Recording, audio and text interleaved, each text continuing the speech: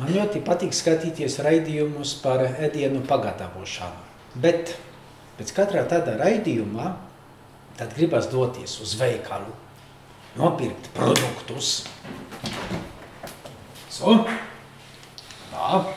Un pēc tam ķerties pie darba un gatavot. Bet, kā jūs mani pazīstat, es nekāds pavars neesmu, tāpēc mums ir pavāra.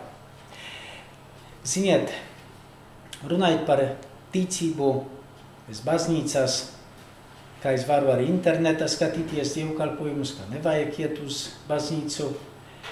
Tas ir tā, kā tikai apstāties uz tiem raidījumiem. Skatos skaistos, garšīgos, kulināros raidījumus, bet vien no tā nebūsim paēduši. Ja mēs nespērsim nākamo soli, ja mēs neiesim tur, ko mēs skatāmies internetā.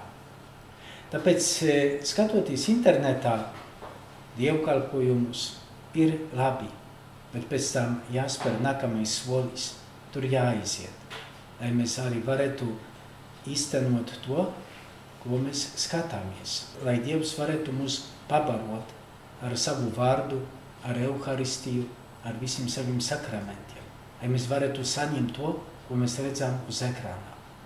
Un zināt, ka ir Dievs, tas ir labi. Es arī zinu, ka ir produkti veikala, bet tas mani nevar paēdināt.